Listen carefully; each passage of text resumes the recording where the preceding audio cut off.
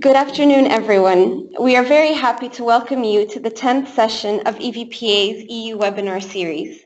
Today's topic will be the Sustainable Development Goals and how venture philanthropy and social investment can contribute to their achievement.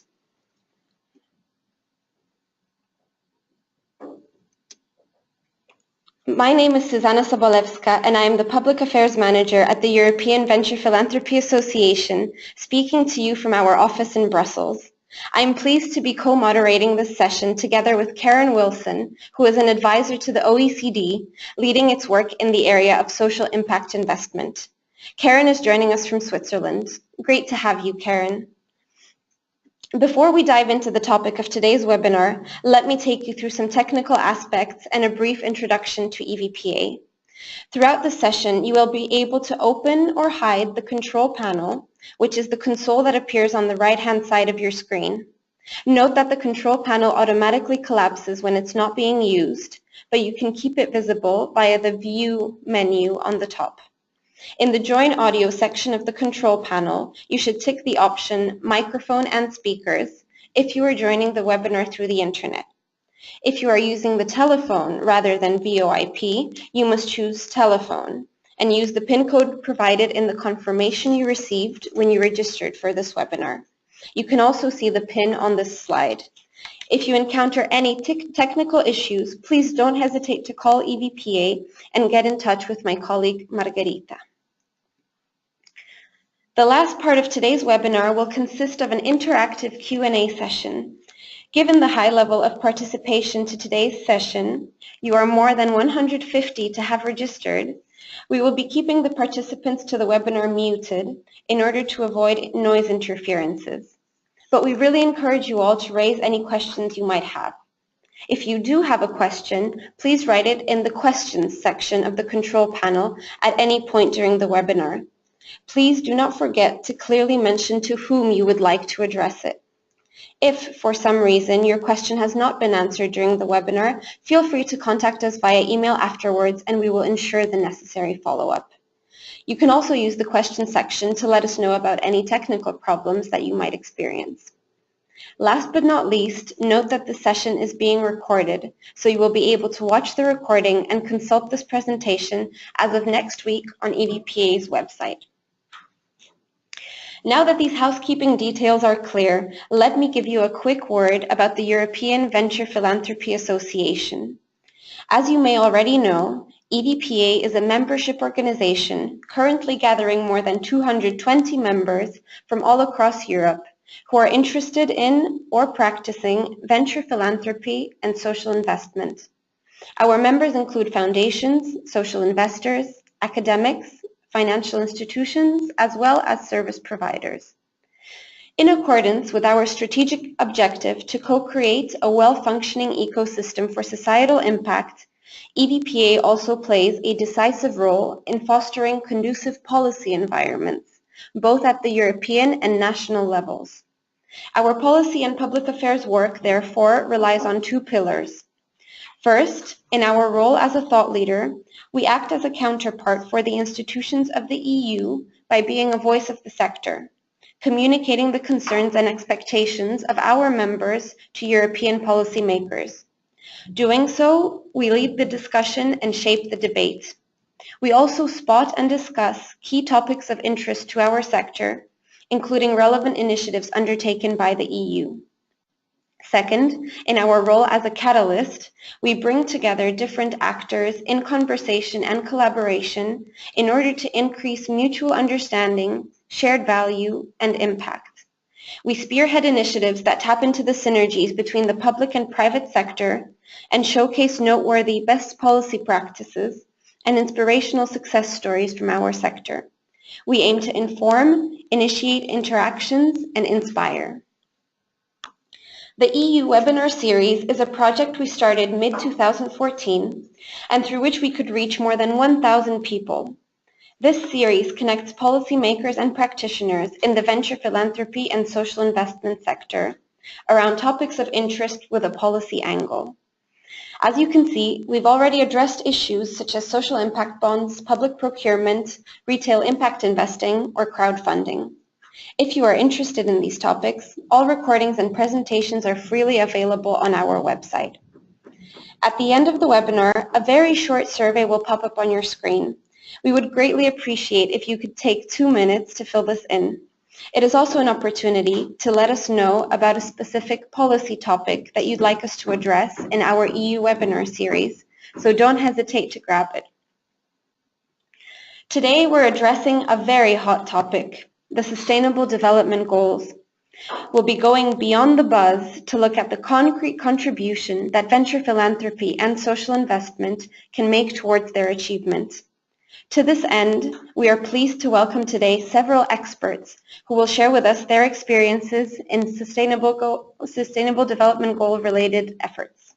We will also discuss how policy can act as a catalyst of investment into sustainable development. We are very glad to have a panel of 3 experts with us today.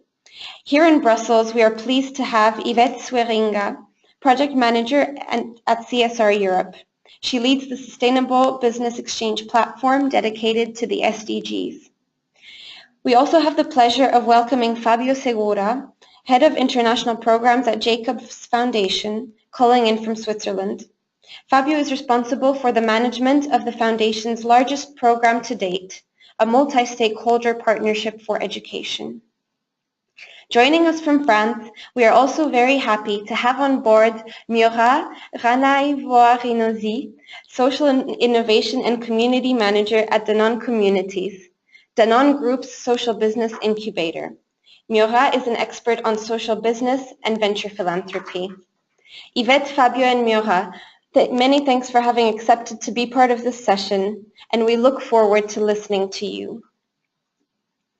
Before we leave them the floor, together with Karen, we'd like to set some policy context for today's discussion.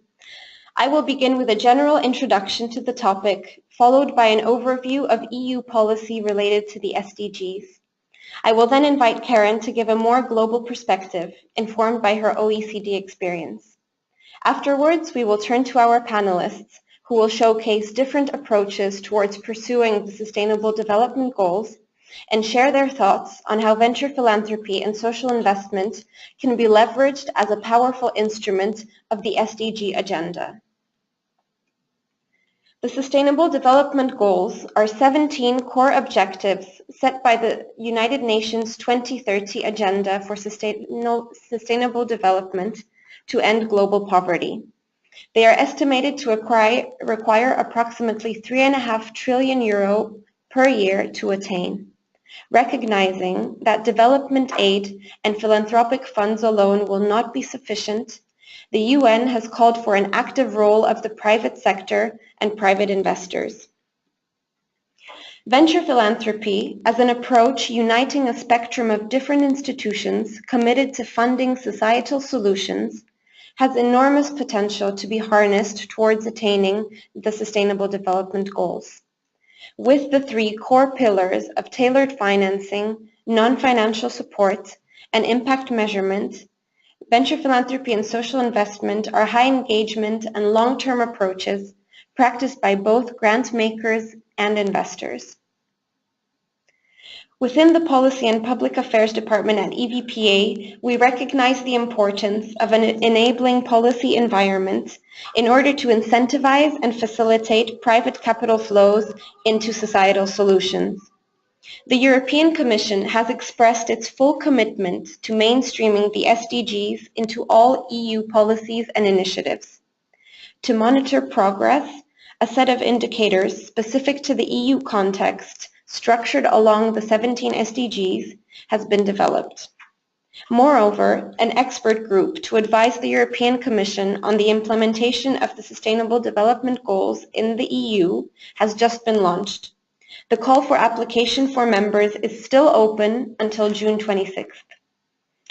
The European Union has recognized the indispensable role of the private sector in achieving the Sustainable Development Goals. Certain policies and financial instruments, such as Horizon 2020 and the Capital Markets Union, aim to stimulate private capital flows into the Sustainable Development Goals, but some claim there remains much to be done. I now hand it over to Karen, who will guide the discussion from here.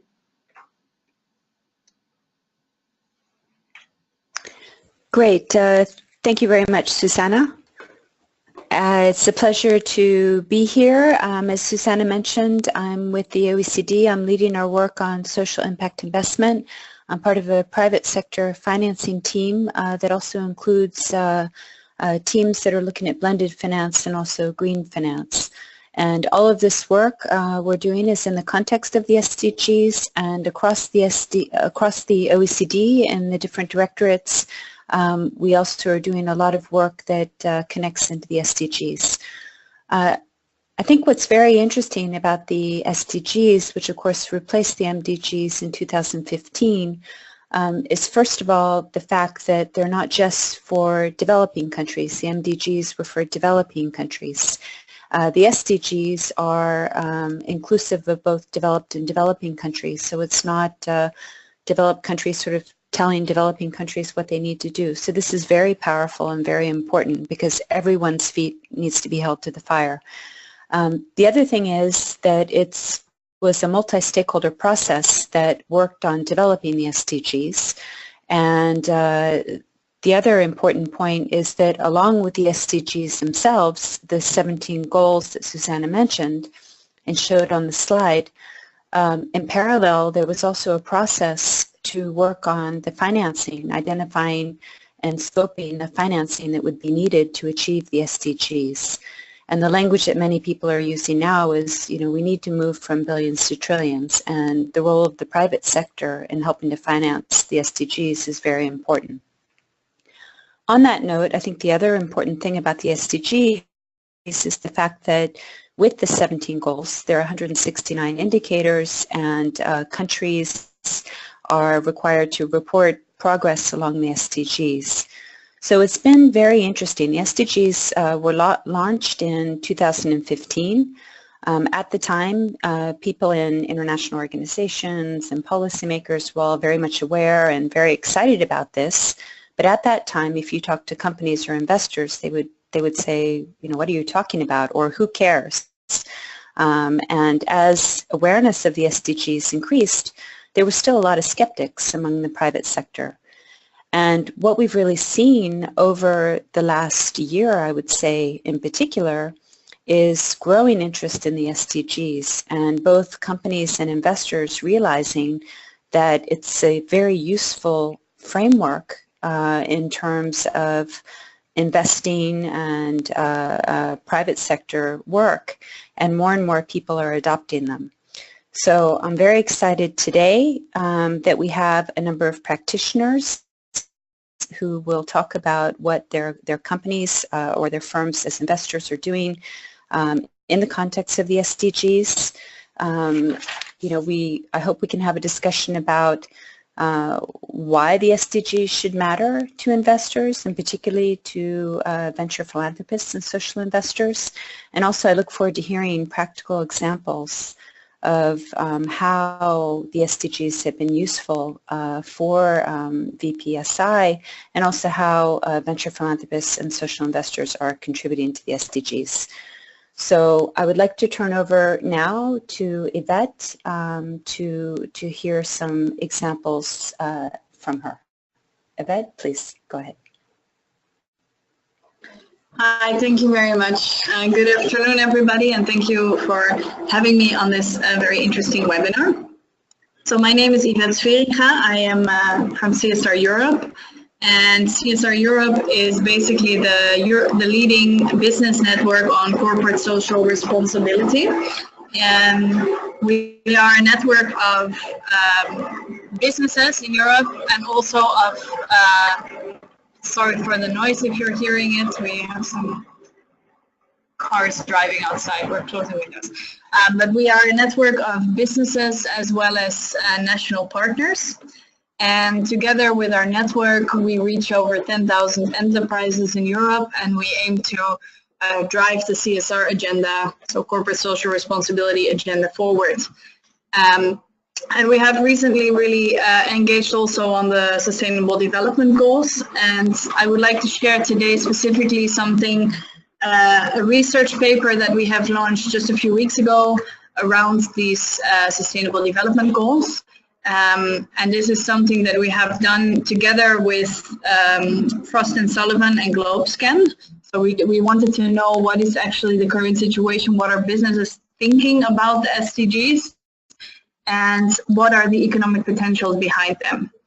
So first thing that we have, so I will just share the results briefly with you. So the first result is that we see that actually there is a very strong business case. So 97% of the respondents actually from businesses in Europe actually said that they believe that working on the SDGs will be aligned with their values and their sustainability strategy. So that's quite a high number that wants to work and that sees the value of working on it. Can you, yeah. We also saw that 52% believes that the SDGs will present new business opportunities, which also means that there is a driver and that they see the value of working on this as well. We go to the next. And what's also interesting, we asked the businesses in Europe through what they thought and how they saw it for collaboration, and if they saw the importance of working together with other partners. And we see that almost half of all the respondents actually believe that the SDGs will be a key driver for multi-stakeholder collaboration and partnerships. And we also went into a little bit more depth, and we asked them so which other partners they would see as key partners to drive forward the SDGs. And what I found most interesting, as you can see on the slide, is that 63% of the businesses actually wants to work with other businesses. That's quite a big number, and it shows that there is a high drive and potential to really set up this kind of collaborations between businesses, but also, of course, with governments and nonprofits and other multilateral organizations such as the UN. So we see that there's a lot of potential there. Now, the second thing that we did within this research, and this is the part we did together with Frost & Sullivan, was to really find out what are the commercial opportunities, because we know, as was explained, that there is a need for investment in the SDGs, but we believe that there is also money and commercial opportunities around them for business. So we believe that there are direct market opportunities, there are new business models to be exploited, we can improve operational efficiency, brand enhancement, customer experience, and also, of course, your social license to operate, because you are being a responsible business when you contribute to the Sustainable Development Goals. Now, of course, all the Sustainable Development Goals have their own targets and their own opportunities, and there is also opportunities linked to all of them, but in this report that we made, we highlighted 4 specific SDGs, and we kind of took a cross-section of all of them to get a kind of a random distribution of them, and we looked into it and to find out what is really, where are these opportunities, and for what potential price tag can we put on them. So as you can see in the visual, there is a lot of opportunities out there. So for example, in clean energy, so affordable and clean energy, SDG 7, we see that there is really a huge opportunity to invest in the market for clean and power infrastructure and equipment. So of course, in order to reach this target, we need to move to more renewable energy sources. We need to find new and innovative ways to do that. And of course, right now, a lot of the infrastructure is not there yet. So investing in that will, or working in that area will actually also be an opportunity for businesses to get a lot of revenue and to be a leader in that market. When you talk about education, for example, there is also a huge potential, especially when you think about the digital services. Of course, the world is becoming more and more digitalized, so it's important to see that as an opportunity. So there are more online, massive online open courses. You can develop apps and tools for education to support, and also to give access to education in, for example, remote areas. Regarding gender equality, just to briefly give you an idea, I don't know if you are aware, but it has been proven by, or it has been shown by a lot of research that when there is good equality in businesses, the business actually performs much better, also in financial terms. And it is said that if you have at least 30% of female members of your executive boards, then then your company can do up to 25% better financially. And to explain to you maybe a little bit of the reasoning behind such statements. So women or when you have diversity in your company or in your organization, you have more perspectives, different ideas, and that drives innovation. It challenges the status quo, and it helps you to explore new directions. It also helps you to get consumer trust, because there's different populations in the different groups in the population that you can point out and that you can work with. So there's actually quite a lot of reasons why having a gender equality in your organization actually helps also your own organization. And the same goes for sustainable cities, but I won't go into too much depth. We have this publication on our website. So the publication is called the Sustainable Development Goals, the Value for Europe. And I'm sure we can send around the link to this publication if you want to find out more. I just wanted to explain you also a little bit about what CSR Europe is doing in this context. So we have the Sustainable Business Exchange, which is one of our new campaigns. And we have 3 work streams within this campaign. So we have the Learning Network, where we really want to share information, share good practices. We organize events, webinars, publications, etc. We also have an SDG incubator, where we really try to work together with a number of businesses to find practical solutions for the SDGs. And we really want to pilot projects. So that's one of our key projects for finding solutions. And we also dialogue together with the European Commission and with national governments to drive and to be an EU platform for the SDGs. So as Karen already mentioned, we have the multi-stakeholder platform, and we are also working on that. That idea actually was also pushed a bit through the Commission by CSR Europe. Now, to briefly give you another example of what is happening on the ground already in our network is with regards to the refugee crisis. Of course, this is a big issue at the moment. There are lots of refugees coming into the labor market, into our cultures and organizations, society, and people don't always know exactly how to, what is the best way to deal with this situation. So we have looked at what our members are doing, and as you can see on the little map, we see that quite a lot of organizations are supporting the refugees in some way or another. And this can be, for example, by through employability, so organizations that support the skills development, or that give direct or employment opportunities. That's happening, for example, by Randstad in the Netherlands. They are working really on providing opportunities for young refugees.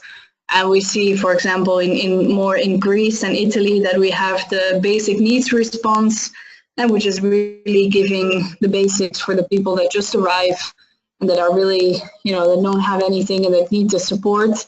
But it can also be social innovation. So by providing specific or tailoring the business offer to the needs of the refugees. So there's different ways in which our companies are and our national partners are working on this. And actually, to tell you a bit about this, we are currently organizing a workshop on the 29th of June about, as part of this SDG incubator, where we will explore together with some of our businesses and members to really see how are we going to set up this business platform to address this, and what are the challenges that we see, and how are we going to get into this. Now, if some of you that are listening are really interested in participating, it's in Brussels. Just let us know, because there are, if you have good ideas, we're happy to work together. Collaboration. So on the next slide, I just wanted to give you another example of what's happening in our network, because we see that a lot of companies in our network are also investing in education. And I just wanted to highlight 3 of them here. This is not an exclusive list, of course, but we have Johnson & Johnson and Amgen. They're both pharmaceutical or biopharmaceutical companies. And both of them have really taken a long-term investment strategy towards education. So Amgen, for example, has the Amgen Foundation, which is fully dedicated to education and providing support. And the way that they do this is they invest in specific projects. So they have, for example, Amgen Teach, which is a way they work together with intermediaries to support teachers in science, technology, engineering, and mathematics, so as to better help, you know, the teachers of tomorrow and of today to stimulate young people and to support good education and quality education. Another example is the Bridge to Employment project from Johnson & Johnson, which is really going into the specifics from it's a 3-year program where they work together with the stakeholders in the area. So, for example, with other businesses and the government and some intermediary NGOs usually, and the schools. So they select a couple of students and they help these students over a time period of 3 years through training and education and experience days, workshops, etc. They help them build up their skills, and in the end, these students will be much more likely to find a job either in their own, in Johnson & Johnson or one of the other partners, or somewhere else. But this is really for them a way to increase the talent pool in the region in which they live and for their own sector, and to really also do this sort of philanthropy and support the education sector. IBM also has similar projects. They work more on providing also science education for teachers and for students, and they have a lot of course, insights and using data to manage this. So IBM also has a lot of good work. I think I'm kind of over my time, so I will leave it at this. But CSR Europe has a lot of good examples, and we always try to highlight what's happening in our network. And together we are really trying to drive for the change for the SDGs. And we believe it's really important. We work on multiple topics from human rights, supply chain, to transparency, education, youth, and of course the SDGs. So if you want to know more, I'm happy to answer any questions, or yeah, you can always send me an email or look on the website. Well, thank you very much, and I'll hand it over back to you, Karen. Great, thank you. Thanks so much, Yvette. It's so good to hear about the strong and growing interest of companies, and not just the interest, and not just using the SDGs as a PR tool, but actually the action that's taking place, and also the way that the SDGs are being used as a framework for collaboration. with other companies, but from what you said, it sounds like also with other stakeholders, with the public sector and with the social sector, I assume. The other thing that was very nice to hear or see on your slides, I noticed that the business opportunities that you outlined from the report far exceed the financing gaps that were identified as part of the process of developing the SDGs. So I think that that's encouraging because it shows that the opportunities for business are far beyond sort of the basic financing needs. So hopefully we can even go beyond the existing targets for the SDGs. That would be great. So I look forward to coming back in the Q&A to further discussion about the role of corporates. But now we're going to move over to Fabio from the Jacobs Foundation. And Fabio, I look forward to hearing from you about how you and your colleagues at the Jacobs Foundation view the SDGs, and also to hear about some examples of some of the work that you're doing on the ground. Fabio, over to you. Thank you. Thank you very much, Karen, and thank you to EVPA for considering us for participating in this important webinar. Good afternoon, everyone. My name is Fabio Segura, and I'm Head of International Programs here at Jacobs Foundation, based in Zurich.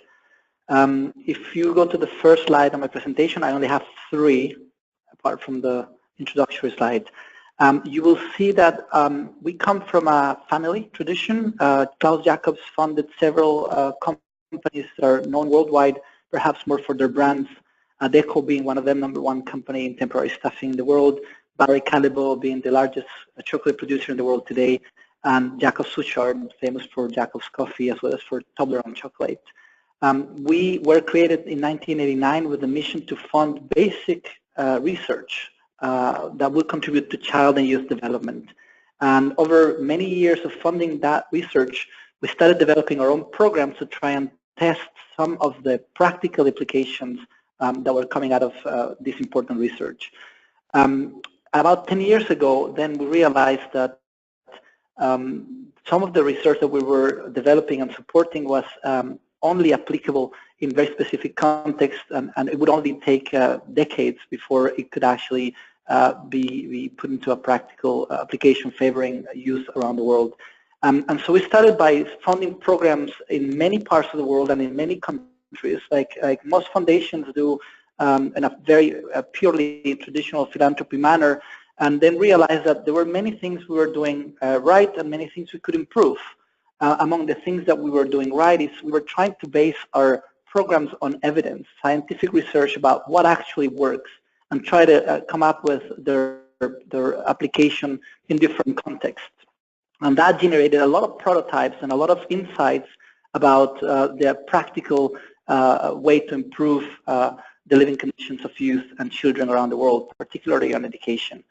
Among the things that we realized we could do better, and this is to the topic of today's webinar around the Sustainable Development Goals, is that we were given very few stakeholders a big responsibility to achieve changes in a multiple number of goals and targets.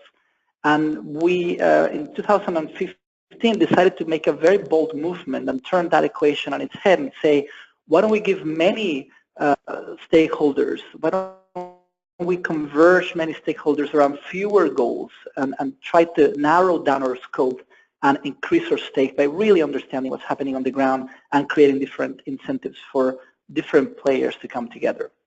So if you come to the next slide, I will talk about how that resulted in TREC. We then decided to focus all of our international programs budget over a period of 5 years into one country, and made a commitment from our side at Jacobs Foundation of 50 million Swiss francs, give or take US dollars today, to increasing quality of education.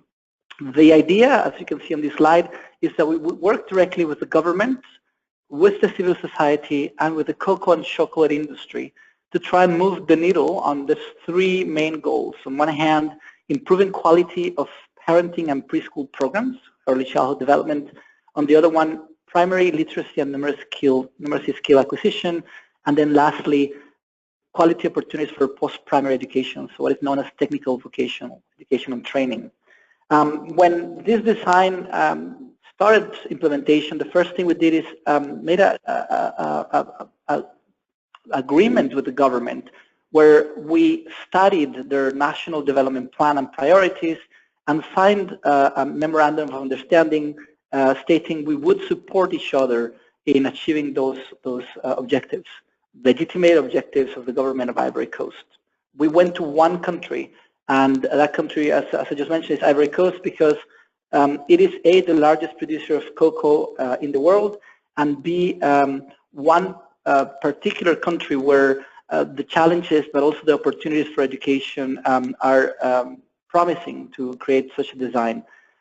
In signing this agreement with the government, then we had the basis for working with the other stakeholders, which were the civil society and the industry. With regards to the industry, the decision we made was to partner with the cocoa and chocolate companies of the world.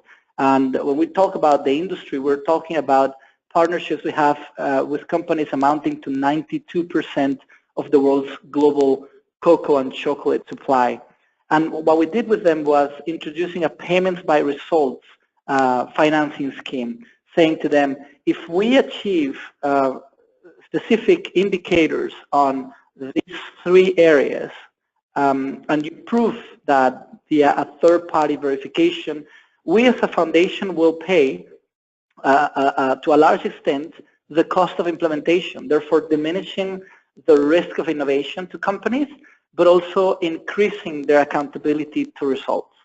And on the first round of what we call the grant matching mechanism, we partnered with 4 companies. This is public information today, and they include Barry Callebaut, Nestlé, they include Mars and Mondelez. This is about a quarter of the industry. Right now, we're doing a second round of financing with the companies, where we have about 12 companies on our pipeline. This is not yet public information, but we're confident that we will account for some 92% of that industry. What our ultimate objective in working with the industry is we're telling them if these pilots and scaling approach of our interventions work, you need to commit to transforming your own policies to account for results in education globally. So this is, in our view, an opportunity we have together from a philanthropic perspective as well as an industry perspective to modify an entire industry. And if this works, we can move on to other sectors like coffee or like cotton, where dynamics are similar. And lastly, we work with the civil society. In working with the civil society, our approach is to build capacity for innovation. And so in countries where exposure to evidence, exposure to research, but exposure to entrepreneurial approaches of the civil society to pursue their own agendas in transforming education are limited, we can really bring stakeholders, local and international, together to foster what works and what can be improved and what can be tried. And with our venture philanthropy approach, we can also innovate in terms of financing instruments for different approaches to be tested. And that's why we also introduced for the first time in these 27 years the use of venture philanthropy instruments like loans, like equity investments, convertibles. We're even building a company builder together with a specific partner, trying to pick up business or market-based models that work around the world and replicate them locally in Ivory Coast. So with these 3 stakeholders, now step to the third and last slide of this presentation, we have created the conditions for an ecosystem to be mutually enforcing. For example, whenever we do a program with a number of companies in their supply chain on education, particularly on quality of education, we invite our partners at the government to observe, follow, and measure the results of what's happening with the and educational outcomes. And if that works, as I said before, not only will that be informing the corporate policy, but that would also be informing public policy, who has the legitimate right but also the obligation to develop and enhance their educational system. Civil society does its part, and we have a number of research initiatives informing all of these stakeholders about what science is telling us should be informing policy and program design. One last thing I would like to mention here is that by creating such an ecosystem and structure, we needed to put in place a lot of agreements with the government, with companies, but also staff on the ground to be able to follow and trace activities and financing flows. Therefore, we offer this to other partners, including the UBS Optimus Foundation and the Bernard van Leer Foundation, who have contributed additional funds to our program at no cost. We would anyway develop all of these activities, but by offering this to other stakeholders, we have increased our program budgets in a manner that we feel will actually be double by the end of the time frame for this program. Therefore, ending to be some $100 million program. One last thing that we're doing here, which connects the international and local agendas, is to liaise between multilateral organizations like the World Bank, UNICEF, UNESCO, and the local government to position the government as a case study on international policies, but also to try and inform better by evidence the amounts of grant funding, loans, and other instruments used in the multilaterals to support the development of the country with the evidence that we're creating and with the experiments that we're jointly conducting with the government. So there are many challenges to this design. We're in the midst of it. This is a story that is being written as we speak, but we feel that changing our approach from funding a particular organization to achieve many goals to supporting many stakeholders that have a converging agenda on quality of education says a lot about what can be tried and tested in trying to achieve the Sustainable Development Goals, particularly when the challenges require a larger amount of funding, a business case, as well as a public policy case and a civil society case for engaging in social transformation. I will leave it there, and I'll be happy to take questions and make more comments on the Q&A session. Fabio, thank you so much. Very impressive to hear how far this work has come, even since the last time we were on a panel together. And you draw out a number of very important points. The first one being the importance of really focusing. You know, there are 17 SDGs, and there are many people out there that say, well, you know, what's not covered in the SDGs? But you all have really taken one of the SDGs that's core to your business model at the foundation. You've really focused on that and focused within a particular geography and country. And then the second point, that you were able, through the SDGs, to have an open communication with the government, who understood what you were talking about because they speak SDG, and you were able to speak SDG with them and build that trust with the government, and then also bring in other partners who understood, because of the framing of the SDGs as well, what you were trying to achieve. And it's an impressive list of partners that you all have pulled together, and also that's the resources that you've brought to bear has really helped you innovate with these different financial instruments and also move towards scaling. And the interesting thing is you're really focused on scaling solutions as opposed to scaling companies. And this is something, you know, we hear a lot in the VPSI industry about scaling, but the goal isn't to scale a bunch of companies necessarily. It's really to scale solutions that are working. So it's really great to hear about your work. I'm going to come back in the Q&A to all of you in terms of measurement and how you measure the results of these initiatives, and also how you link them back to the SDGs, but we'll come back to that a bit later. I now would like to turn to Miura from Danone, again, to hear about the work that corporates are doing. And in particular, you're going to talk about the work that you all are doing in alleviating poverty. So over to you.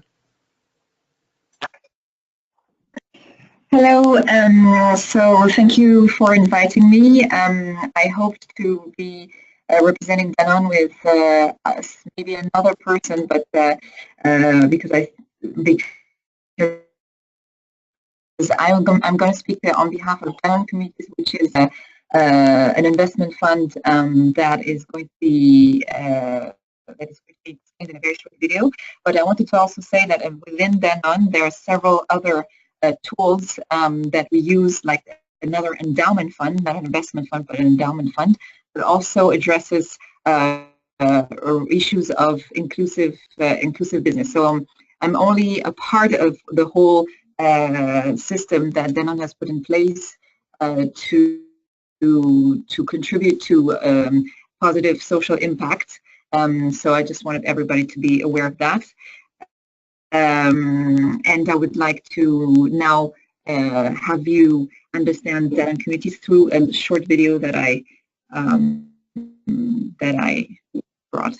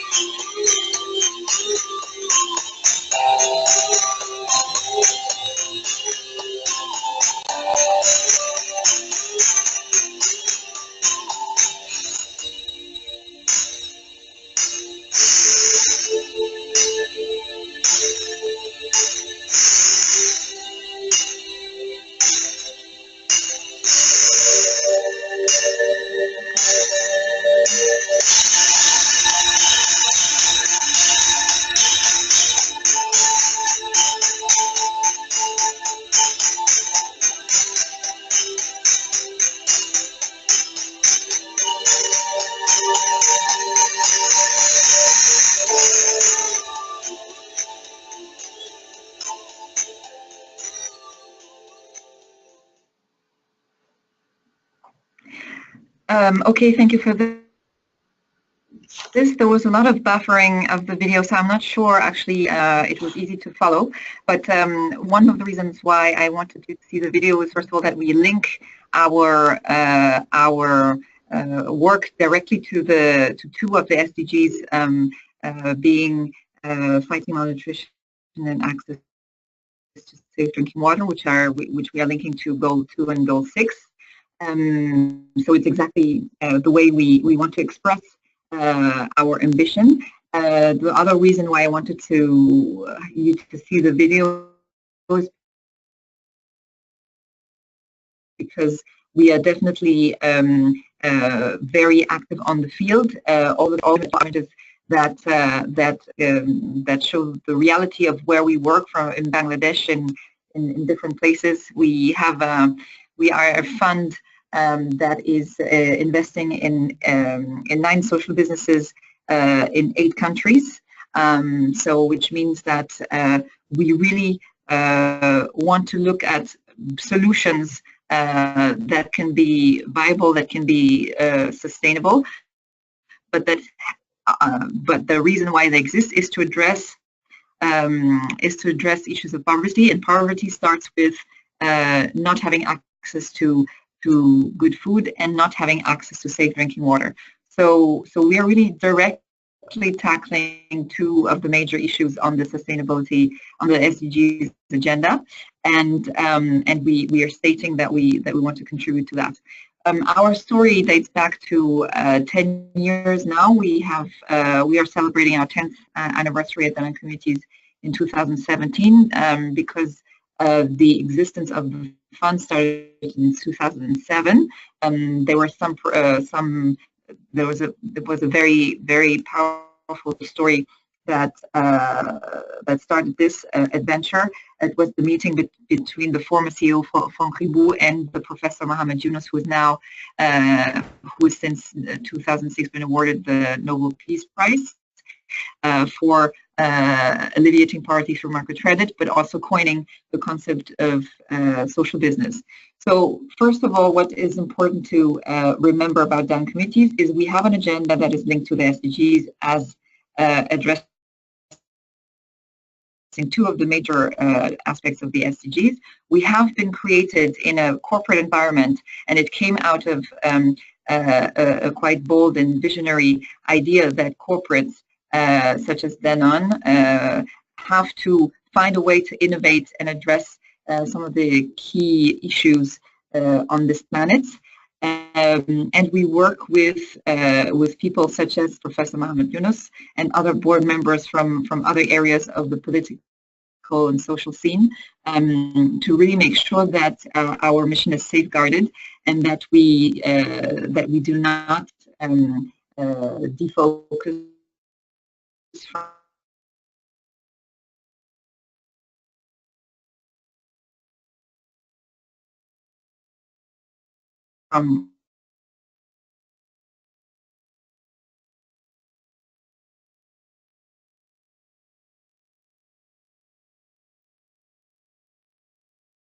from this mission. The aspect of the SDGs has not been in the scope since the very beginning. Obviously, the agenda the SDGs exist now. Obviously, meant to whatever as a position to collaborate. And so this pact in 2030, so which is the same target as the SDG agenda, 50 million low-income people by improving access to safe and drinkable water and nutritious food. So 50 million is a big number because if you have been able to watch the video today, we are reaching 1 million people thanks to the direct impact of the 9 social businesses that we have in our portfolio. The total amounts reaches 1 million people. So how do we think that we can address these 50 million? You can go back to the slide before. Yeah, thank you very much. So how do we want to reach these people? So if we look at who are these people that we are mentioning when we say low income people, we are speaking about people that live between $1 and $5. And if you look at the current demographics in the world, these people represent 3 billion people, and it's not Danone communities by itself who is going to address that. So if you look at the slide, the 3 billion is, let's say, the broadly speaking, the market size. So who are our targets? These are the people we want to target, but we are not going to address them by ourselves. First of all, we are going to address them with the Danone business. Our ambition today is that after what we learned 10 years from now, is that we know how to strengthen the potential of social entrepreneurs. It is hard work. It's not easy. It's very complicated, in fact, and specifically on the topics that we are addressing, where the needs are so big and where the realities can be so harsh. So we have learned over the last years to prioritize and provide really key learnings to the business. So today, for example, the way we imagine to address to reach our 50 million is there are two ways. So with Danone, for example, we have country business units that are in countries where the access water issue is very big. Obviously, what we want to do is in that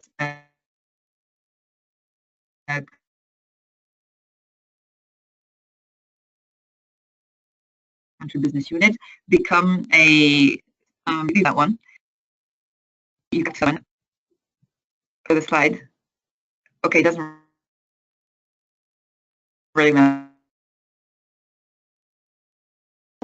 Mira, we're having some trouble hearing you. So at some moments, it's the connection is breaking. But let's see if we manage to continue now. Sorry about this. I was just saying that, for example, say Mexico, there are 10 million cities that do not have.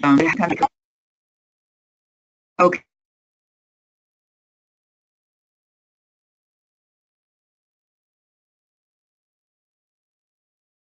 Okay.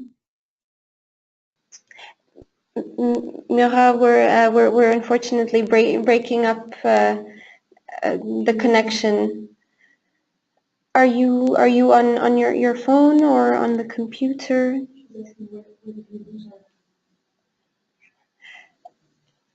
So we lost you when you moved to describing the different initiatives that you have in the different countries. I don't know if you're still online. If we can reconnect. Maybe why don't I would suggest that we move on to the Q&A, and then we can pick up again when she's. To know where I can start. It's really hard to hear you. You're coming in and out. So I would suggest that we move to the Q&A. I think you were near the last slide. You were on the second of the last slide, right? Or maybe you could quickly try, but we really can't hear much. So maybe we'll give you another minute to try to wrap up, and hopefully we can pick up pieces of what you're saying. And then maybe in the meantime, you could try to dial in by phone after.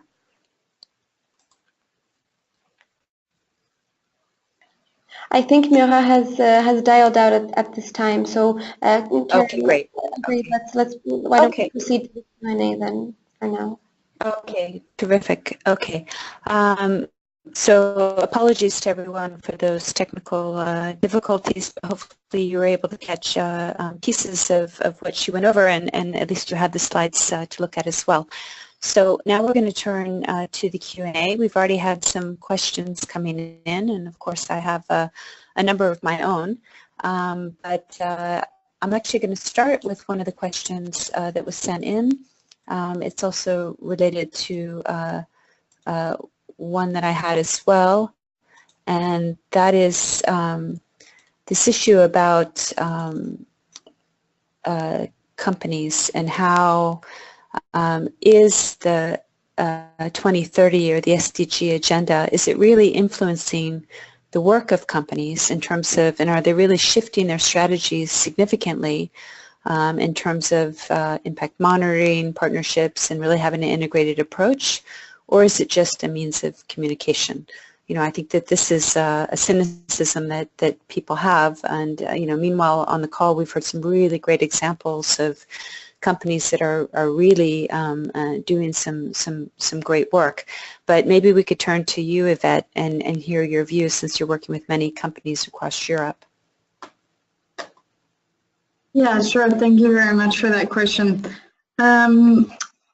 So I think what you have to see is that the SDGs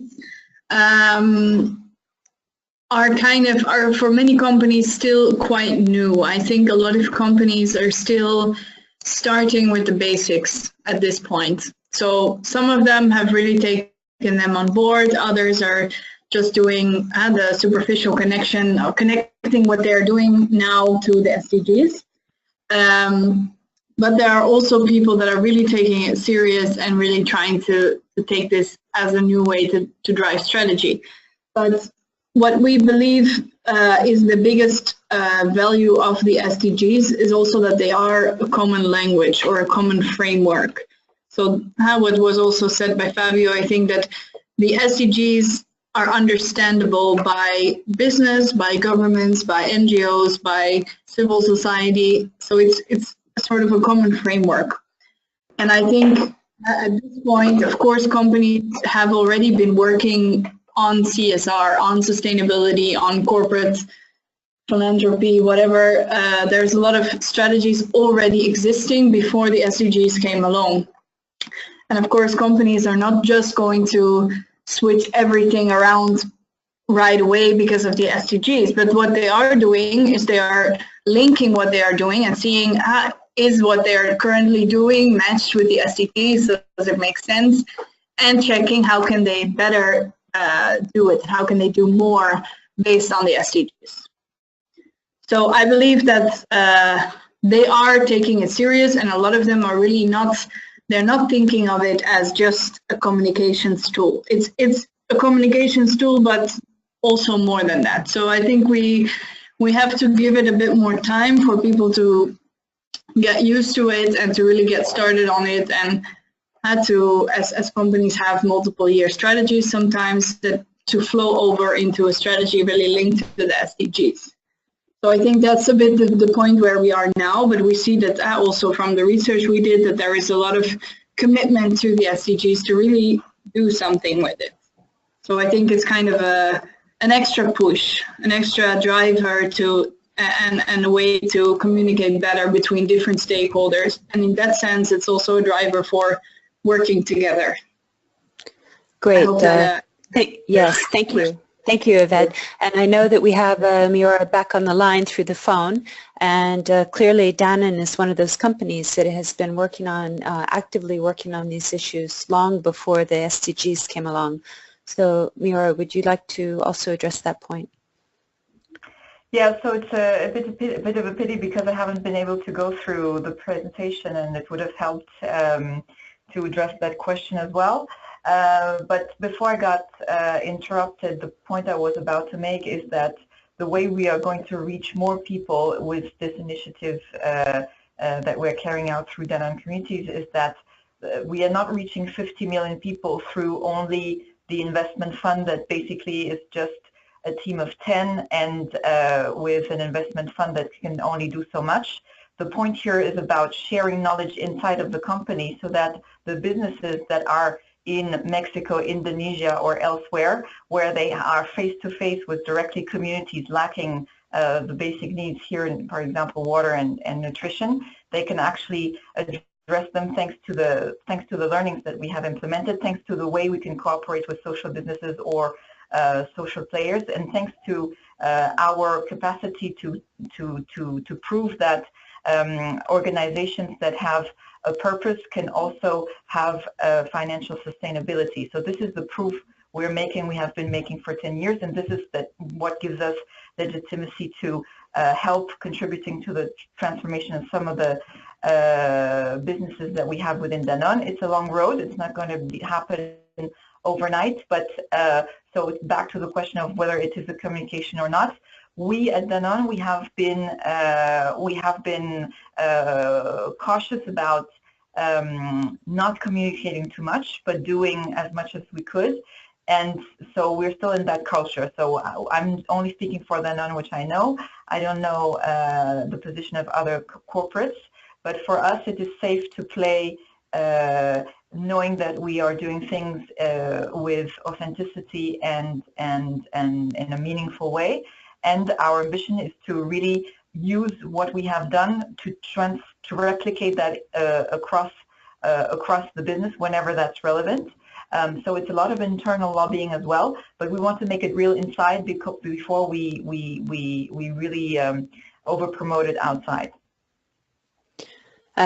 Thank you. Thank you very much for that. I mean, clearly, Danone is one of the leaders globally in this area, and as you said, has been engaged in these efforts long before the SDGs were even thought of. So it's really a great work you all are doing, and I think that's also, it's the companies that were in early that helped sort of, I think, encourage some of the other companies and show other companies the business value also of integrating these types of approaches. So Fabio, yes, please. I would think proof point to this communication, and when I say we were strengthening it, one of the key assets of Danone Communities is that 25% of the money that is in the fund comes to employees, because employees can invest.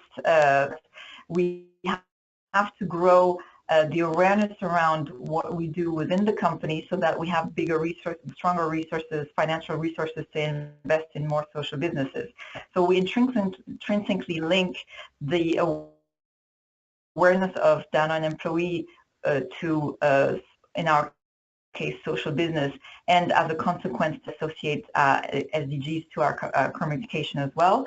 So what we do is that when a community means that we have been able to prove to him or her that what we do is meaningful and that he or she understands the contribution to the SDGs. So internally, it means that we have been able to go a big step. I'm speaking mainly in France because this is where this mechanism of profit sharing is active, and it's an awareness campaign we do every year, and especially this year we have much more communicated on the SDGs as well. The news is that our funding campaign by 30%. So people have invested 30% more than the year before this year based on this communication around growing impact, contributing to the SDGs, and making a difference that way. And they are strong contributors to that by investing their profit sharing and proving that they support this.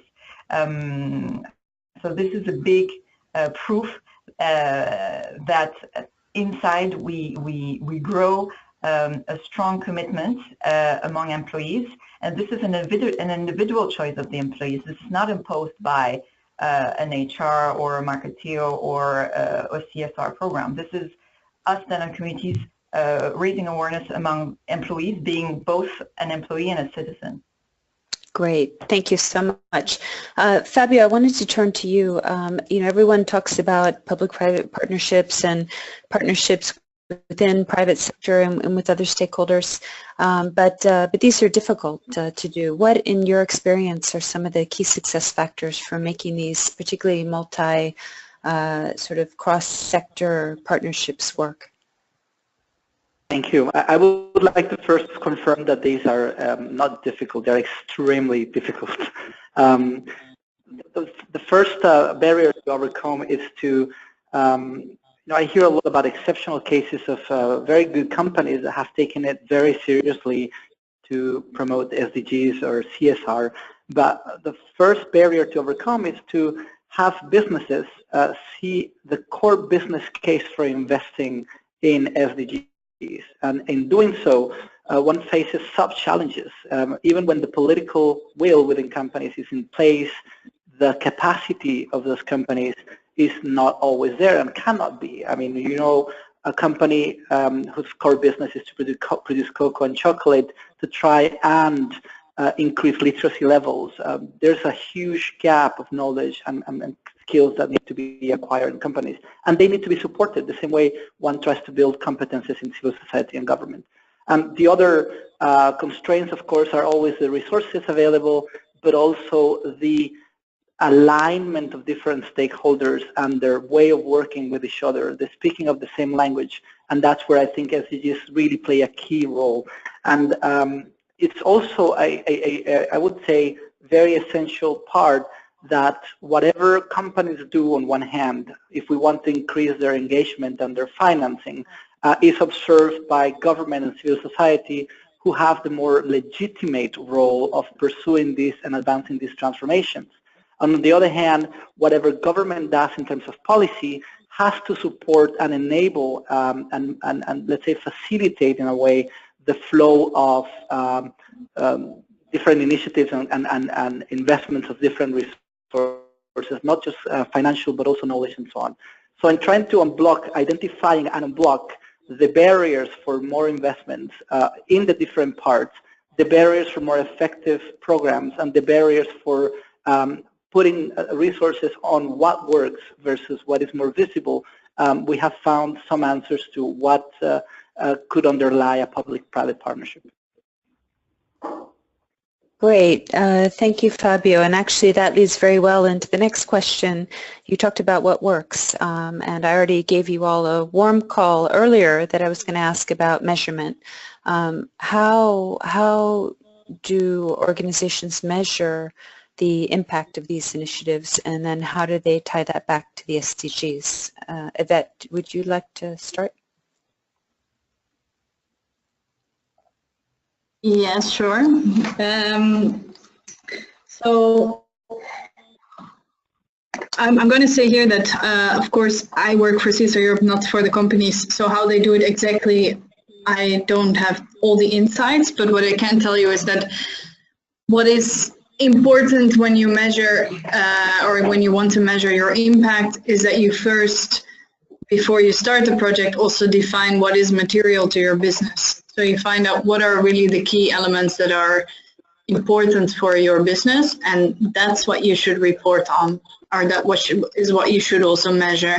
And this materiality, so really defining the key things for your business, you can do by working together with your stakeholders, by doing an analysis upfront, and then you measure impact. And you can do this also for the SDGs. So you can, based on your materiality assessment, you can define which SDGs are also the most important for you to work on. And once you have that framework defined, or once you understand what's key for you, you also have to set your targets accordingly. And based on that, you evaluate. So the measuring, of course, it depends on what you are doing. And I think that some people collect the impact by surveys, by evaluations, by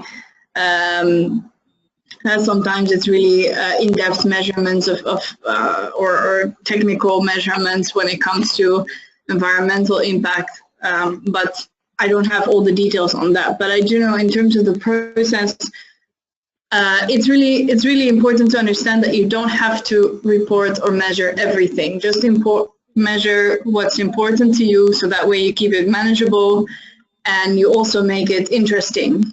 So by using that, and by using a good way a visual way to report it, so use infographics, use data, statistics, I think that's also a good way to showcase what your impact is.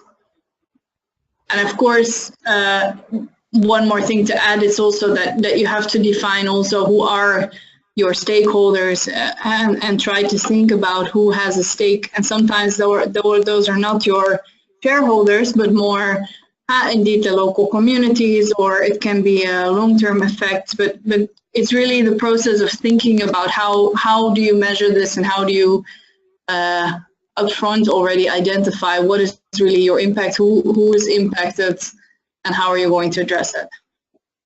Yes, thank you, Yvette. In many cases, less can be more. Everyone's excited about impact measurement, and often, particularly investors, start demanding a lot of measurement, maybe more than's actually used or needed. And along the chain, there are different people that need different information to be able to get their job done and to be able to show results. And so I know there's a lot of very good work being done on impact measurement, but we do have a long way to go and move away from this model of trying to measure everything that moves. Fabio, I'm going to come back to you because you had a very interesting results framework that you showed to us, which you already talked through, but you didn't talk about it in terms of it being a results framework. But maybe you could just briefly talk about how you use that to measure the impact of the initiative. Of course. So we see impact in two levels. One is the individual and the learning outcomes that an individual can achieve through the programs. And in doing so, basically, we use international standardized tools to be able to assess not only the impact of the program, but the level of attribution. And we do so by comparing control groups whenever possible and trying to see what qualitative and quantitative data contribute to that. To give you an example, we have an entire research agenda, third-party verified by local and international researchers, going to the very level of doing neuroimaging scanning on bilingual education programs in the fields in very remote areas of Ivory Coast. So that is all the individual learning activities and comparing to the context of what could be control groups. And on the other level, we're trying to measure systems change as a foundation, because that ultimately is our take with this program design. If it works in Ivory Coast with the cocoa industry, we can then translate it to other industries. So we're doing an annual evaluation of the budgets and policies of the companies that we're working with to see how education is playing a prominent role or not, and particularly the quality of education in the assignation of budgets, in the wording of the sustainability strategy, and in the pursuance of core business activities. And we conduct this survey every year, tracking the partners that we have convinced to work with us and seeing how they ultimately end up being implemented. Our theory of change there being that if we're successful, we will transform an entire industry. And the last domain that we look at is policy. So we have taken 5 national policies where we want to have a direct role. We've taken the text of those policies, evaluated how prominent policy actually considers quality of education, what are the key performance indicators they have, and what we have given ourselves as a role is to A, include quality of education indicators in those 5 policies, and B, help the government achieve their targets to a minimum of 70% of what they have set themselves to achieve.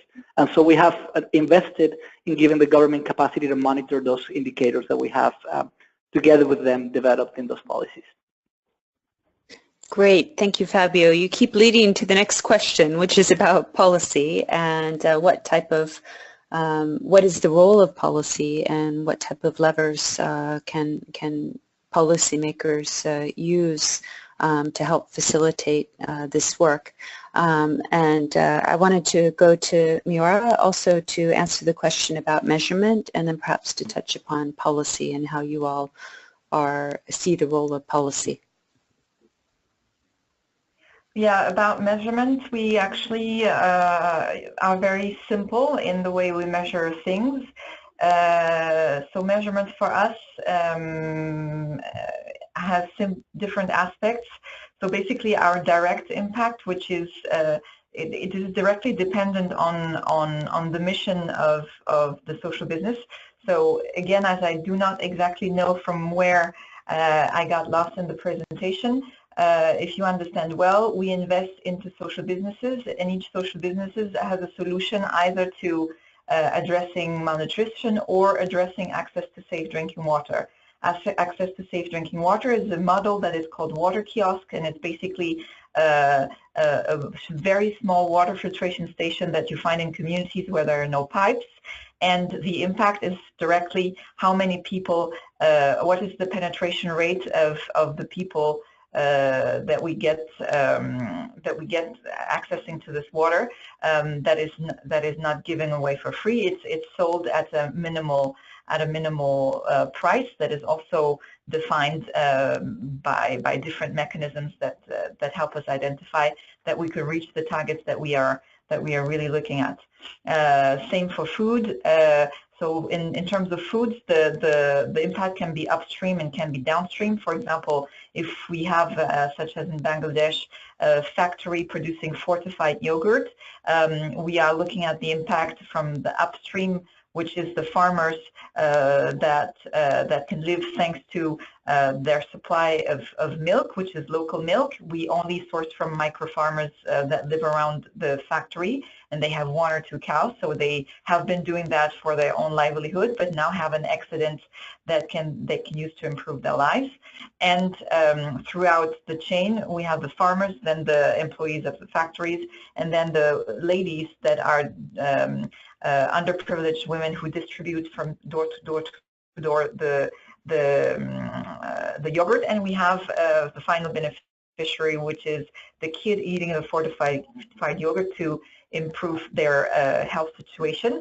So the way we count our impact depends really on the statement of the mission of each social business, and we take the mission of the social business and look at what is the piece where we are supposed to have the impact, and we count them directly and indirectly. So what are the direct beneficiaries and what are the indirect beneficiaries? And all this amounts to a total today to 1 million.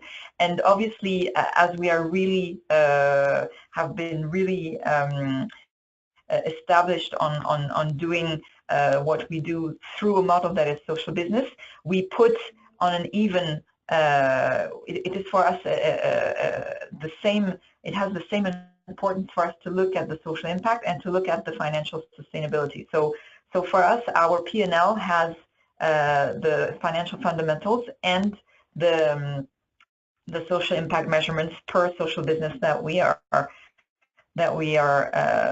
supporting, and we are part of all the governance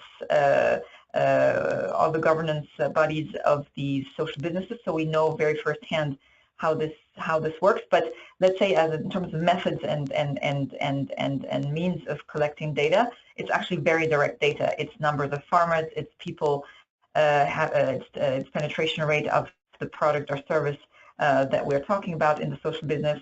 And depending on whether the focus is upstream or downstream or all, this is the scope that we take into account. So we've been very simple and pragmatic about the way we measure our impact. And what I forget is, from time to time, it is worth, depending on a certain period of numbers of years where we have been carrying out one product or one service in that social business, we can support our impact thanks to clinical studies, because most of the impact that we want to prove is the change on health on the beneficiaries. So obviously this is not only, of course, the more you drink clean water, the more you will not develop diseases, but it still has to be measured with a proper protocol. So we've had clinical studies that can support our health impact thanks to the initiatives that are led by the social businesses. Great, thank you. And we are unfortunately rapidly running out of time. In terms of policies, I'll just say that EVPA is doing a lot of very good work on policy. Also at the OECD, we're doing a lot of work on policy, particularly related to this market and related to the SDGs. Not only are policymakers an important partner, but also they play an important role in terms of the enabling environment, but also other ways that they can help facilitate the market and facilitate the work of venture philanthropists and social investors as they're working to address the SDGs. I wanted to ask each of the panelists a final sort of wrap-up question, but I know that also EVPA wanted to make some closing remarks. And my quick wrap-up question, very quick for you all, is what sort of recommendations would you have for other venture philanthropists and social investors that would like to leverage the SDGs for the work that they're doing? And maybe just one very quick thing, and then we'll turn back to Susanna. Fabio, do you want to go first? Sure, thank you very much.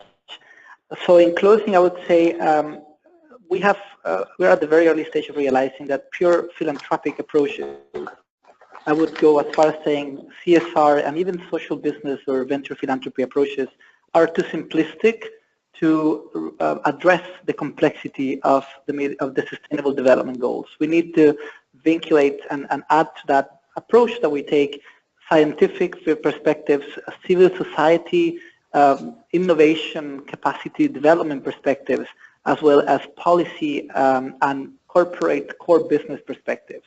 I feel that one thing we could all learn from is the way, in some cases, our industry stacks capital from research granting to project granting to system change to policy development.